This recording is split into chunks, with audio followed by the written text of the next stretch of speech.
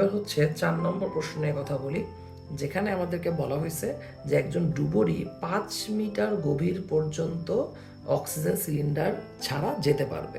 ওকে, আর একটা বেলুনের আয়তন পৃষ্ঠে হচ্ছে 10⁻³ মিটার কিউব, আর কোনো এক জায়গায় যদি বেলুনটাকে নিয়ে যাওয়া হয় সেখানে তার আয়তন হবে 4×10⁻⁴ মিটার কিউব।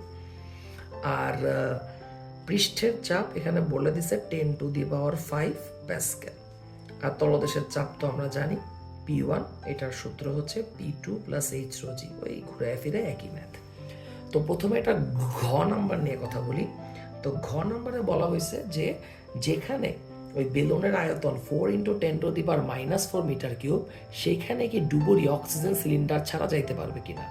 খুবই সহজ কথা, আমাকে এখানে কি বের করতে হবে, গভীরতাটা বের করতে হবে, যে কোথায় বা কত গভীরে সেই বেলুনের আয়তন এত মিটার কিউব, সেটা কি 5 মিটারের কম নাকি বেশি, ওইটাই আমাদেরকে তুলনা করতে হবে। সো এগেইন টেম্পারেচার নিয়ে কোনো কথা নাই, এটাকে কনস্ট্যান্ট ধরে আমরা বয়েলের সূত্র বসাবো। P1 মানে P2 + h ρg বসায় দিব।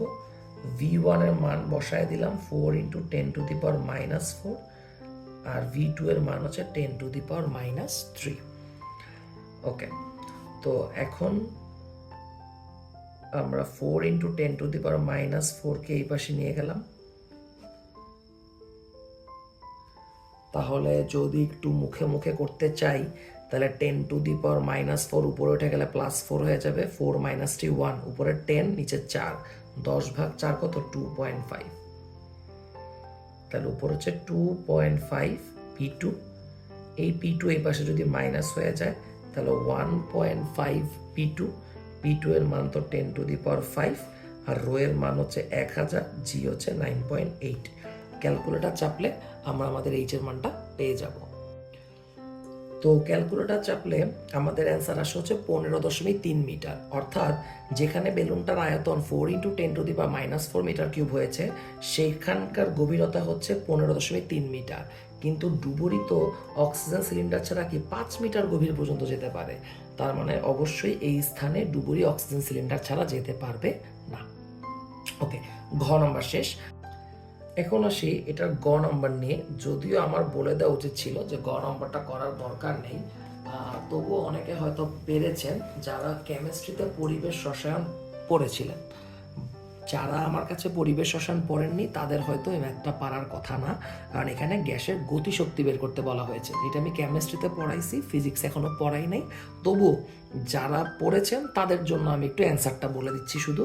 তো এখানে বলা হয়েছে যে বেলুনের মধ্যে যে বায়ুটা আছে তার গতিশক্তি নির্ণয় করতে। তো গ্যাসের গতিশক্তি নির্ণয় করার জন্য আমরা সূত্র পড়ছি যে মোট গতিশক্তি বের করার সূত্র হচ্ছে 3/2 nRT, কিন্তু এখানে তো কোনো টেম্পারেচার দেওয়া নাই, তাহলে এই সূত্র দিয়ে আমি করতে পারবো না, আমাকে এনআরটির পরিবর্তে লিখতে হবে পিভি।